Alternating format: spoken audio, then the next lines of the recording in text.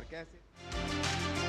नमस्कार, स्वागत है आप सभी का। मैं हूं कृतिका और देश का सबसे भरोसेमंद चैनल डीडी न्यूज पर लेकर हाजिर हूं आपका अपना पसंदीदा शो खबरों का सरपंच न्यूज पंच। और इस कार्यक्रम के जरिए हम आप तक हर रोज वो तमाम खबरें पहुंचाते हैं जिन पर रहती है हम सभी की नजर।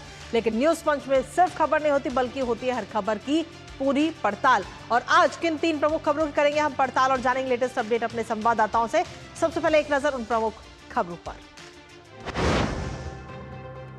तो आज सबसे पहली और प्रमुख खबर रक्षाबंधन से जुड़ी। जी हां, कल रक्षाबंधन का ये त्योहार है। पूरे देश में इस त्योहार को मनाया जाएगा। सभी बहनें जो है अपने भाइयों को राखी बांधेंगी। लेकिन इसके साथ ही कई राज्य सरकारों की तरफ से बहनों को तोहफा भी दिया गया है। आखिर क्या तोहफा राज्य सरकारों ने बहनों को दिया है, बताएंगे इस खबर के बारे में विस्तार से आपको। लेकिन इसके साथ ही जो दूसरी प्रमुख खबर है वो भी आपको बताते हैं, जहां रक्षाबंधन से पहले ही बहन ने अपने भाई को खो दिया है। जी हां, हुमा कुरैशी के चचेरे भाई जिनकी हत्या कर दी गई है और एक मामूली से विवाद को लेकर दिल्ली में यह हत्या की गई है। आखिर क्या ये विवाद हुआ था, क्यों हत्या की गई, बताएंगे विस्तार से आपको। और साथ ही कितनी हो चुकी हैं गिरफ्तारियां, बताएंगे इस खबर के बारे में विस्तार से आपको। लेकिन इसके साथ ही जो तीसरी प्रमुख खबर अंतर्राष्ट्रीय जगत से जुड़ी, जहां राष्ट्रपति मादुरो की गिरफ्तारी पर अमेरिका की तरफ से इनाम घोषित कर दिया गया है। ओसामा बिन लादेन से भी डबल का इनाम घोषित किया गया है। आखिर क्या है इसका असर और अंतर्राष्ट्रीय स्तर पर कैसे सभी देश इस फैसले को देखते हैं, बताएंगे इस खबर के बारे में भी विस्तार से आपको। तो चलिए शुरुआत करते हैं आज की प्रमुख खबर के साथ। कल पूरे देश में रक्षाबंधन का पर्व मनाया जाएगा। बहनें अपने भाइयों के घर जाकर राखी बांधेंगी और इस त्योहार पर कई राज्यों की सरकारों ने भी बहनों को तोहफा दे दिया है। जी हां, रक्षाबंधन के इस पावन पर्व पर उत्तर प्रदेश, मध्य प्रदेश, राजस्थान और उत्तराखंड की सरकार ने महिलाओं के लिए मुफ्त बस यात्रा की सुविधा देने का ऐलान किया है। मुफ्त यात्रा की बात करें तो कुछ राज्यों में महिलाओं के लिए यह सुविधा 2 दिन, कुछ राज्यों में 3 दिन, तो कुछ राज्यों में 1 ही दिन रहेगी। हालांकि 3 राज्यों में पहले से ही महिलाओं के लिए टिकट फ्री है, जिसमें दिल्ली, पंजाब और कर्नाटक शामिल है। और लेकिन इस बार अब रक्षाबंधन के इस खास पर्व पर किन किन राज्यों में कितने दिन की फ्री बस सुविधा राज्य सरकारों के द्वारा महिलाओं को दी जा रही है, बताएंगे आपको विस्तार से, साथ ही करेंगे चर्चा। लेकिन उससे पहले आपको दिखाते हैं रक्षाबंधन पर महिलाओं के फ्री बस सफर। तो रक्षाबंधन का ये पर्व, जब त्योहार पर महिलाओं को ये सौगात दी जा रही है। कल ये त्योहार है जब बहनें अपने भाइयों को राखी बांधने के लिए दूर दूर यात्रा करती नजर आएंगी, जिसको ध्यान में रखते हुए कई राज्यों की सरकारों ने फ्री बस सर्विस का ऐलान किया है, खासतौर पर महिलाओं के लिए, जिसमें उत्तर प्रदेश है, मध्य प्रदेश है और राजस्थान है। यहाँ पर फ्री सफर का ऐलान किया गया। लेकिन इसके साथ ही उत्तराखंड और हरियाणा सरकार की तरफ से भी ऐलान किया गया है कि महिलाएं रक्षाबंधन वाले दिन, इस पर्व वाले दिन, वो बस में फ्री यात्रा कर सकेंगी। त्योहार पर महिलाओं को ये खास सौगात दी गई है। लेकिन इसके साथ ही आखिर कौन कौन से महत्वपूर्ण राज्य, कौन कौन से ऐसे मेन राज्य हैं जहां पर ये तोहफा दिया गया है और खासतौर पर कितने कितने दिन ये तोहफा रहेगा, सुविधा रहेगी, बताएंगे आपको अगले उसमें। दरअसल आपको बता दें कि रक्षाबंधन का ये तोहफा है। और उत्तर प्रदेश की अगर हम बात करें सबसे पहले, तो महिलाओं और उनके एक सह यात्री के लिए फ्री सफर का ऐलान किया गया, जहां रोडवेज बसों में आज से 3 दिन तक मुफ्त यात्रा की सुविधा यूपी गवर्नमेंट की तरफ से दी जा रही है। इसके साथ ही राज्य की एसी बसों में भी मुफ्त सफर महिलाएं कर सकेंगी। इससे पहले नॉन एसी में ही सफर होता था, लेकिन इस बार एसी बसों को भी इसमें शामिल किया गया है। उत्तर प्रदेश की जो अंतरराज्यीय बसें हैं उनमें भी ये सुविधा मिलेगी, यानी कि कोई व्यक्ति, अगर कोई महिला यूपी से किसी और राज्य में जाना चाहती है तो उसको भी ये सुविधा मिलेगी। और अब बात करते हैं मध्य प्रदेश की, जहां रक्षाबंधन के दिन ये मुफ्त बस यात्रा की सुविधा रहेगी महिलाओं के लिए। मुख्य रूप से इंदौर और भोपाल जैसे शहरों में ये सुविधा उपलब्ध कराई जा रही है। अब बात करते हैं अगली राजस्थान की, जहां 2 दिन मुफ्त बस यात्रा की सुविधा महिलाओं को दी जा रही है रक्षाबंधन के इस पर्व पर। और लेकिन ये सुविधा जो है राज्य के अंदर ही लागू होगी, जो अंतर्राज्यीय बसें हैं उन पर लागू नहीं होगी। अब बात करते हैं अगले राज्य की, उत्तराखंड की। उत्तराखंड की बात करें तो रोडवेज की सामान्य बसों में मुफ्त यात्रा की सुविधा महिलाओं को दी जा रही है। 9 अगस्त यानी कि 1 दिन ये फ्री सुविधा का लाभ महिलाएं ले सकती हैं उत्तराखंड में। अब बात बिहार की करते हैं, जहां रक्षाबंधन के दिन यानी कि 1 दिन के लिए रोडवेज की यात्रा फ्री की गई है महिलाओं के लिए। पटना में चलने वाली पिंक बसों पर भी ये लागू होगी। तो ये तो बात रही बिहार की। बिहार में भी 1 दिन की ये सुविधा दी जा रही है महिलाओं के लिए। तो महिलाओं के लिए ये रक्षाबंधन का ये तोहफा सरकार की तरफ से दिया जा रहा है। इसके साथ ही हरियाणा भी अभी बाकी है। दरअसल हरियाणा में महिलाओं को रक्षाबंधन पर फ्री सफर का ये तोहफा दिया गया, जहां महिलाएं अपने साथ में 15 साल तक के बच्चों के साथ निःशुल्क यात्रा कर सकती है। यानी कि अगर उनके साथ में 15 साल से कम उम्र के या 15 साल तक की उम्र का कोई बच्चा उनके साथ सफर कर रहा है तो उसके भी पैसे नहीं लगेंगे, उसकी भी टिकट मुफ्त रहेगी। तो ये तमाम वो राज्य थे जहां पर रक्षाबंधन का ये तोहफा महिलाओं को दिया गया है। लेकिन इसके साथ ही उत्तर प्रदेश के परिवहन मंत्री दयाशंकर सिंह की तरफ से कहा गया कि प्रदेश की माताएं और बहनें बिना किराए की चिंता किए राखी बांधने अपने भाइयों के पास जा सकती हैं। इसके साथ ही और क्या कुछ कहा है उन्होंने, आपको सुनाते हैं। माननीय मुख्यमंत्री जी की इच्छा है कि कोई भी हमारी भाई माता बहन आवागमन के कारण जो है राखी बांधने से अपने भाई की वंचित न रह जाए, इसलिए इस बार उन्होंने 3 दिन की ये जो है निःशुल्क सेवा की अनुमति प्रदान किया है। हम लोग इसके लिए अतिरिक्त बसें भी लगा रहे हैं और कल हजारों नई बसें रक्षाबंधन के त्यौहार पर कि हमारी बहनें जो है नई बसें में यात्रा करें, उसका भी हम लोग शुभारंभ करेंगे। तो दयाशंकर सिंह को आपने सुना और खासतौर पर अगर हम देखें तो ये अहम फैसला लिया गया है खासतौर पर उन गरीब महिलाओं को ध्यान में रखते हुए जो पैसे की तंगी के कारण अपने भाई के पास नहीं जा पाती। और इसी पर ताज़ा अपडेट मिलते हैं। हमारे साथ में हमारे सहयोगी विकास सिंह इस वक्त जुड़ रहे हैं, साथ ही आदित्य श्रीवास्तव इस वक्त जुड़ रहे हैं। सबसे पहले विकास, आपके पास में आना चाहेंगे। उत्तर प्रदेश में हालांकि इससे पहले भी हमने देखा है कि रक्षाबंधन के इस अवसर पर महिलाओं को तोहफा यूपी गवर्नमेंट देती हुई नजर आती है और रक्षाबंधन के दिन महिलाएं जो है मुफ्त फ्री बस का सफर का आनंद ले सकती है। लेकिन इस बार खास बात यह है कि एक तो 3 दिन फ्री सुविधा रहेगी और इसके साथ ही इस बार AC बसों को भी इसमें शामिल किया गया है। जी बिल्कुल, आप सही कह रहे हैं। माताओं, बहनों और बेटियों को यह तोहफा उत्तर प्रदेश सरकार की तरफ से दिया गया है। अब वो रक्षाबंधन में कहीं सुदूर जाकर भी अपने भाइयों को राखी बांध सकेंगी और ये सबसे बड़ी बात होगी कि अपने साथ एक सहयात्री भी वो ले जा सकेंगी, उसकी भी यात्रा निःशुल्क रहेगी। समस्त उत्तर प्रदेश परिवहन की जो भी बसें हैं वो उत्तर प्रदेश राज्य के अंदर चलती हैं, राज्य से बाहर जाती हैं। ये सबसे बड़ी बात होती है, ये एक सबसे बड़ा तोहफा होता है। आपने कहा कि गरीब तबके की महिलाओं को फायदा होगा, लेकिन सामान्य तबकों की महिलाओं को भी फायदा होगा, क्योंकि जो पैसा बस के किराए में जाता है वही पैसा तो मिठाई में जाएगा तो बहुत अच्छा होगा। मुंह भी मीठा कराएंगी अपने भाइयों का ये बहनें। इससे पहले भी हम देख रहे थे, आज योगी जी के कार्यक्रम में गए थे, वहां भी उनको राखी बांधी गई, कल संभल में भी राखी बांधी गई। तो ये योगी आदित्यनाथ की तरफ से प्रदेश की तमाम बहनों को बहुत बड़ा तोहफा है और इससे उनके चेहरे की मुस्कान और ज्यादा बढ़ जाएगी। ठीक है, आपके पास वापस आएंगे। इस वक्त हमारे साथ में हमारे सहयोगी आदित्य भी बने हुए भोपाल से। आदित्य, मध्य प्रदेश की बात करें तो मध्य प्रदेश की सरकार ने भी ये ऐलान किया है रक्षाबंधन पर महिलाओं को तोहफा देने का। क्या कुछ खासियत इसकी और क्या इस पर रिप्लाई मिल रहा है महिलाओं का? मध्य प्रदेश की महिलाओं के लिए तो कृतिका, क्योंकि कल ही लाडली बहना योजना की किस्त आई है और 250 रुपए सावन के शगुन भी मध्य प्रदेश की सरकार ने दे दिया था।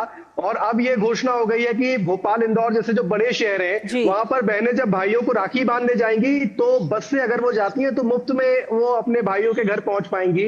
क्योंकि इंदौर में महापौर पुष्यमित्र भार्गव ने ये घोषणा कर दिया कि जो भी नगर निगम की सरकारी बसें जो है वो चल रही हैं उसमें बहनें जो है वो कल मुफ्त सफर कर पाएंगी। और भोपाल में जो BCLL है उसकी जो बसें हैं उसमें भी जो बहनें हैं वो मुफ्त सफर कर पाएंगी। कुल मिलाकर ये कह सकते हैं कि मध्य प्रदेश में बहनों के लिए राखी बहुत खास हो गई है।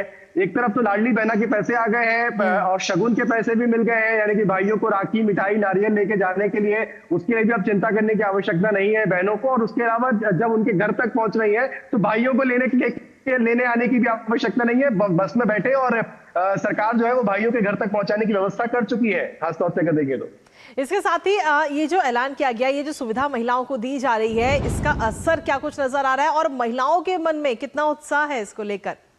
महिलाएं बेहद खुश है, क्योंकि देखिए बहुत बड़ी सहूलियत हो जाती है। आप एक जगह से दूसरी जगह अगर आपको जाना है, त्योहारों के मौसम में आमतौर पर ट्रैफिक का सामना भी करना पड़ता है आपको। बड़े शहरों में, खासतौर से भोपाल और इंदौर जैसे शहरों की अगर मैं बात करूं तो समय भी काफी लगता है। ऐसे में अगर महिलाएं जो सरकार की बसें हैं उसका इस्तेमाल अगर वो करती हैं तो बहुत सुरक्षित तरीके से और जल्दी वो पहुंच जा रही हैं। ऐसे में महिलाएं यही कह रही हैं कि त्योहार में उनको समय बच जाएगा, क्योंकि एक ही साथ एक दिन में कई भाइयों अगर अलग अलग जगहों पर भाई रहते हैं तो उन तक वो बहुत समय पर पहुंच पाएंगे और मुहूर्त में पहुंच पाएंगे। क्योंकि इन दिनों हम देख रहे हैं कि मुहूर्त में राखी बांधने का भी एक बड़ा जो महिलाओं के अंदर क्रेज रहा है, तो वो भी कहीं ना कहीं उनको लग रहा है कि एक बड़ी राहत उनको देगा।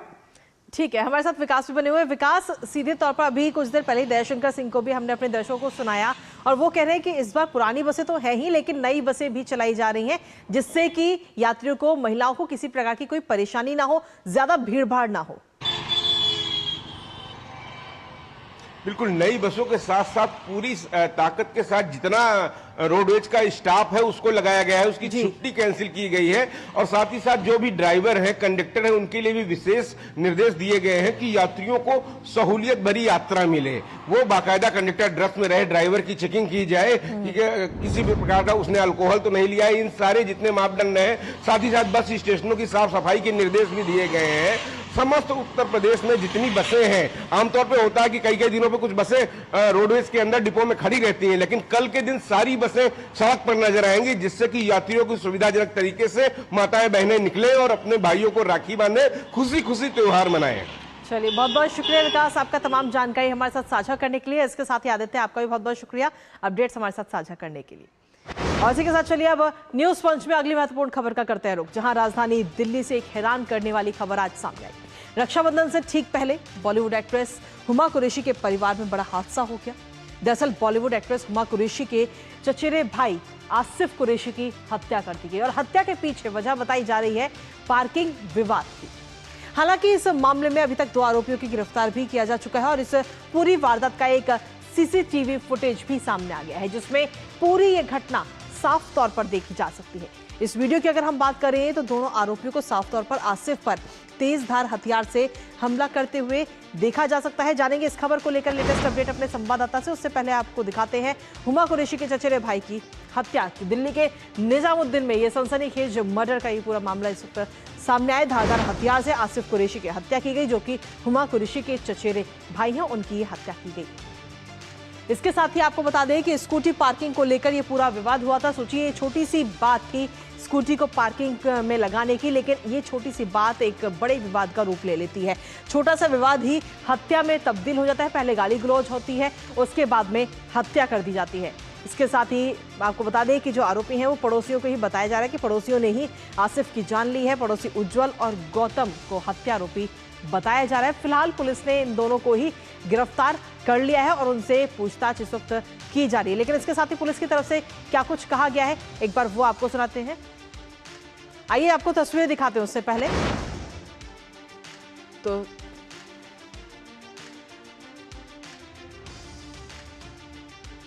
तो दिल्ली पुलिस की तरफ से क्या कुछ कहा जा रहा है वो भी हम आपको सुनाएंगे, लेकिन फिलहाल ये तस्वीर इस वक्त आपको दिखा रहे हैं आसिफ कुरैशी की, जिनकी हत्या की गई। और इस तस्वीर में आप देख रहे हैं कि पुलिस, जैसे ही पुलिस को इसकी जानकारी मिली, पुलिस तुरंत वहां पहुंचती है और पूरी छानबीन में जुट जाती है। ये वो सीसीटीवी की तस्वीर है जिसमें ये पूरी वारदात कैद हुई है, जिसके आधार पे 2 आरोपियों को गिरफ्तार भी किया गया। लेकिन इसके साथ ही आपको बता दें कि दिल्ली पुलिस इस पूरे मामले में आरोपियों को गिरफ्तार करने के बाद और जांच करने के बाद में क्या कुछ दिल्ली पुलिस की तरफ से कहा जा रहा है। 7 तारीख को रात में लगभग 10:30 बजे आरोपी है उज्जवल, वो अपनी म्यूजिक क्लास से आया था और उसने अपनी जो स्कूटी है वो मृतक के घर के सामने पार्क की थी, जिस पर मृतक ने ऑब्जेक्शन किया, जिससे इन दोनों का झगड़ा शुरू हुआ। दोनों आरोपियों को गिरफ्तार कर लिया गया है। जो वेपन यूज हुआ है उसे बरामद कर लिया गया है। वह स्कूटी जिसके कारण ये विवाद शुरू हुआ था उसे भी बरामद। इसमें किसी भी तरीके का कोई क्रिमिनल एंगल नहीं है। ये सिर्फ और सिर्फ 2 पड़ोसियों के बीच का विवाद है, जिससे ये अनफॉर्चुनेट घटना हुई है। तो दिल्ली पुलिस की तरफ से ये साफ किया गया कि इसमें कोई और एंगल नहीं है। इसमें सिर्फ यही कि एक स्कूटी को पार्किंग करने को लेकर यह पूरा विवाद हुआ, गाली गलौज हुई और उसके बाद में ये हत्या कर दी गई। हमारे साथ हमारे सहयोगी मुकेश शुक्ला इस वक्त जुड़ रहे हैं ताजा अपडेट के लिए, सीधा उनका रुख करते हैं। मुकेश, इस पूरे मामले को लेकर फिलहाल क्या कुछ आपके पास लेटेस्ट अपडेट है? क्योंकि एक छोटी सी बात थी स्कूटी को पार्क करने की, लेकिन ये बात इतनी ज्यादा बढ़ गई कि पहले तो गाली गलौज हुई और उसके बाद में आसिफ की हत्या ही कर दी गई। कृतिका, जो आरिफ थे वो थे उमा कुरैशी के भाई, उनके कजन ब्रदर थे, भोगल में रहते थे। और ये जो घटना थी ये आज इसको अंजाम दिया गया भले ही, लेकिन ये बीते दिनों में भी इनके बीच में लगातार झगड़े चल रहे थे और कुछ महीनों पहले भी इन दोनों के बीच में जो था वो अच्छा खासा विवाद हुआ था, लेकिन आसपास के लोगों की मध्यस्थता के बीच में उसको सुलझा लिया गया था। लेकिन मौके की तलाश में था जो गौतम था, इसमें एक दूसरा जो क्रिमिनल है जिसकी उम्र 18 साल बताई जा रही है, वो पहले भी एक केस में आरोपी बना हुआ था और जेल की हवा काट चुका था, तो वो बिल्कुल सेट माइंड से उतरा था और उसने जो अब पेपर पंच करने वाला जो उस्तरा होता उससे उसकी हत्या कर दी। यानी उज्जवल ने उसको बुलाया और मौके पर आने के बाद दोनों ने पहले तो उसको ब्रूटली पीटा, बहुत बेरहमी से मारा। आसिफ की जब बीवी बीच बचाव के लिए आई तो उसके साथ भी धक्का मुक्की की गई। यानी आप देखिए कि एक माइंडसेट कैसा होता जा रहा है, छोटा छोटा विवाद आपको इतने बड़े हादसे में तब्दील करता है और उसके बाद आपको पछतावा होता है आपने क्या कर दिया। हालांकि गौतम जो था वो स्कूल छोड़ चुका था, इस मिसलीडिंग हैबिट की वजह से लगातार वो गलत लोगों की संगत में था और उसका परिणाम हुआ कि अब पहले वो छोटी वारदातें करता था, अब उसने एक हत्या की वारदात को अंजाम दिया और उसका जो भाई उज्जवल था जो म्यूजिक टीचर था, कहीं ना कहीं वो भी उसके साथ इस पूरे हत्याकांड में शामिल हुआ। अब दोनों जेल की सलाखों के पीछे। कोई कम्युनल वायलेंस तो नहीं है, लेकिन ये दिखाता है कि जिन बातों को आप नजरअंदाज कर सकते हैं उनको नजरअंदाज करने के बजाय आपने इतना बड़ा एक इंसिडेंस कर दिया, इतनी बड़ी वारदात को अंजाम दे दिया, जो कहीं ना कहीं आज इस समाज के लिए एक उदाहरण बना हुआ है कि आप छोटी छोटी बातों को नजरअंदाज करके आगे जा सकते हैं, लेकिन आपने एक ऐसे परिवार को, हंसते खेलते परिवार को उजाड़ दिया और ना केवल उसको उजाड़ा बल्कि अपने ही परिवार को आपने बदहाली में लाके खड़ा कर दिया। इसके साथ ही मुकेश, इस पूरी वारदात का एक सीसीटीवी फुटेज भी सामने है, क्या कुछ उस फुटेज में नजर आता है मुकेश? बिल्कुल सीसीटीवी फुटेज में नजर आ रहा है, वो आकर के रिक्वेस्ट कर रहा है कि भाई आप इस गाड़ी को हटा लीजिए, क्योंकि वो संकरी गलियां हैं, भोगल की जो गलियां आमतौर पे आप जाएंगे तो छोटी छोटी गलियां हैं, गेट से गेट टच हैं। तो उसने उस समय 10:30 के आसपास अपनी गाड़ी उज्जवल ने वहां पार्क कर दी थी। जब उन्होंने बोला इस गाड़ी को आप हटा लीजिए, हटाने के बजाय वहां पर दोनों के बीच में वाद विवाद होता और वही वीडियो जो है वो लगातार वायरल हो रहा है। दोनों तरफ से लोग बातें कर रहे हैं, बातें एक दूसरे को हटाने की कोशिश कर रहे हैं। इतने में वो अपने छोटे भाई गौतम को बुला लेता है और गौतम ऊपर से आता है और उसकी जेब में जो धारदार हथियार होता है उससे वो ताबड़तोड़ हथियार से हमला कर देता है उनकी चेस्ट पे और उसके बाद वो सबकॉन्शियस होकर के वहां पर बेहोश हो जाते हैं और हॉस्पिटल में उनकी मृत्यु हो जाती है। तो ये सारा वाकया जो है वो सीसीटीवी में कैद हो गया और यही जो वाकया था, ये पूरा एपिसोड था, उससे क्लियर हो गया है कि कोई कम्युनल वायलेंस नहीं है, ये पड़ोसियों के बीच का विवाद था जो हत्या में तब्दील हुआ। साथ ही साथ पुलिस ने इंटेरोगेशन करते करते 24 घंटे के अंदर, यानी रात के 3 से 4 के बीच में इन दोनों को गिरफ्तार भी कर लिया। तो पुलिस ने भी खुद कहा कि ऐसी कभी कभी आपको संजीदगी दिखानी पड़ती है, थोड़ी सी मानवता दिखानी पड़ती है, आपको चीजों को छोड़ना पड़ता है, लेकिन दोनों तरफ से जो वाद विवाद हुआ उसका अंजाम क्या है सभी के आगे। चलिए, बहुत बहुत शुक्रिया मुकेश, तमाम जानकारी और अपडेट्स हमारे साथ साझा करने के लिए, इस खबर से जुड़े हुए। और वाकई ये बात सच है कि अगर इस कोई छोटे मोटे विवाद हो तो उनको वहीं के वहीं खत्म कर देना चाहिए, नहीं तो वो हत्या का भी कारण बन सकते। फिलहाल बहुत बहुत शुक्रिया। और इसी के साथ चलिए अब अगली महत्वपूर्ण खबर का रुख करते हैं, जहां अंतर्राष्ट्रीय जगत से महत्वपूर्ण खबर, अमेरिका ने वेनेजुएला के राष्ट्रपति निकोलन मादुरो की गिरफ्तारी के लिए इनाम की राशि को दोगुना कर दिया है। जी हां, मादुरो की गिरफ्तारी से जुड़ी हुई सूचना देने पर $50 मिलियन यानी करीब 417 करोड़ रुपए का इनाम घोषित किया गया है अमेरिका की तरफ से। यह इनाम मादुरो पर नशीले पदार्थों की तस्करी और अंतर्राष्ट्रीय आतंकी संगठनों के साथ गठजोड़ के आरोपों के चलते घोषित किया गया। साथ ही आपको यह बता दें कि अमेरिका की यह घोषणा केवल एक आपराधिक कार्रवाई नहीं बल्कि एक रणनीतिक राजनीतिक संदेश भी है। यह कदम वेनेजुएला की आंतरिक राजनीति पर दबाव बनाने और साथ ही विपक्ष को मजबूत करने का एक प्रयास भी माना जा रहा है। हालांकि यूरोपीय संघ पहले से ही वेनेजुएला पर आर्थिक और राजनीतिक प्रतिबंध लगा चुका है और लैटिन अमेरिका के कई देश भी मादुरो सरकार के खिलाफ हैं।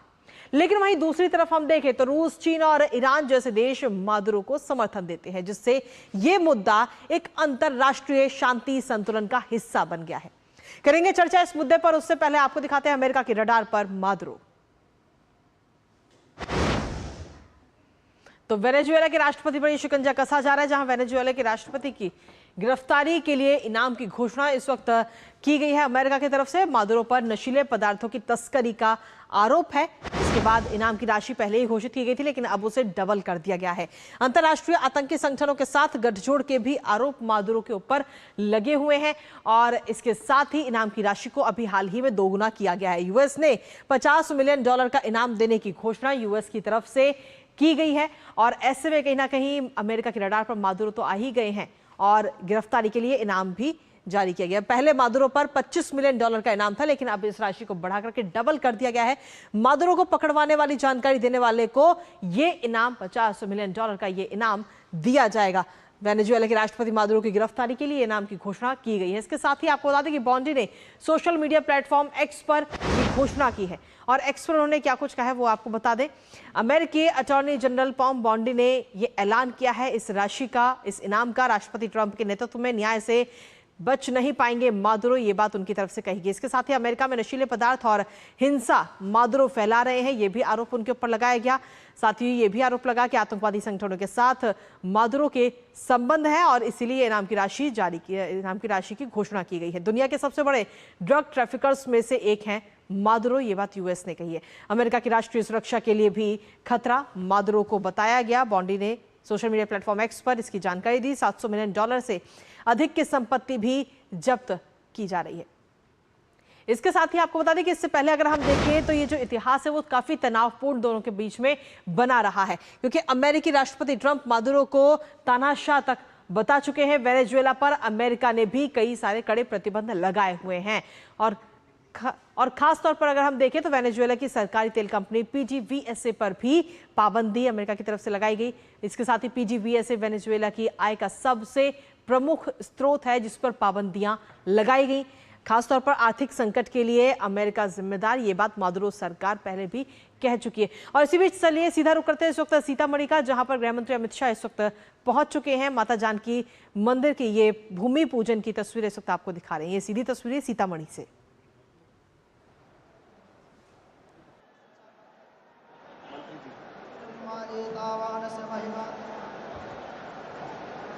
मैं श्री देवेंद्र चंद्र ठाकुर माननीय सांसद से आग्रह करता हूं, कृपया अपने आशीर्वचनों से हमारा मार्गदर्शन करें। इसका थोड़ा वॉल्यूम हल्का सा कम कर दें उस माइक का।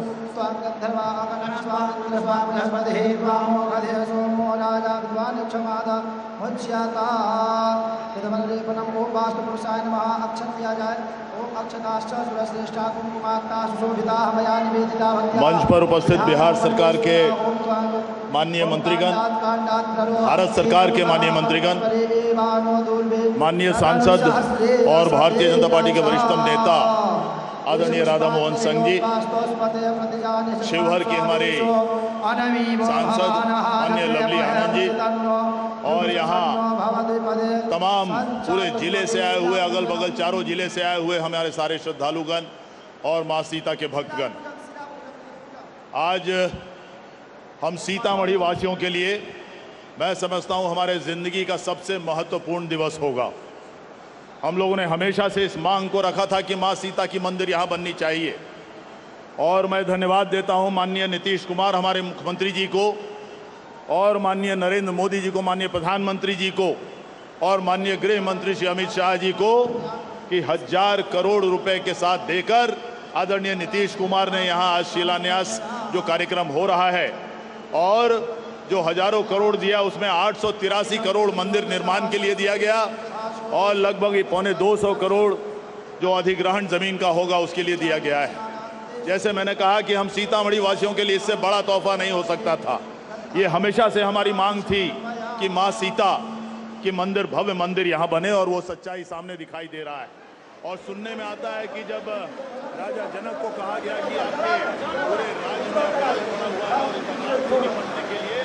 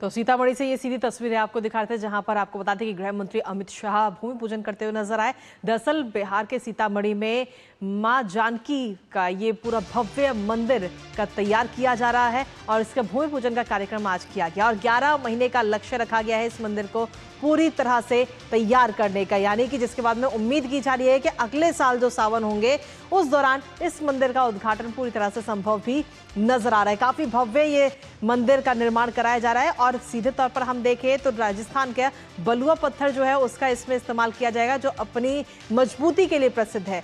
और वहीं इसकी कई सारी डिजाइन्स भी इस वक्त हम सभी के सामने आ चुकी हैं सोशल मीडिया पर। कई सारी जो किस तरीके से इस मंदिर का निर्माण कराया जा रहा है, वहां पर क्या कुछ रहेगा, इसकी जानकारी भी दी जा चुकी है। लेकिन इसके साथ ही आपको बता दें कि जिस तरीके से अयोध्या में भगवान श्री राम का मंदिर स्थापित किया गया, ठीक उसी तर्ज पर माता जानकी का ये मंदिर सीतामढ़ी में बनाया जा रहा है और पूरा सौंदर्यीकरण जो जानकी कुंड है उसका सौंदर्यीकरण भी इसी परियोजना के तहत किया जा रहा है।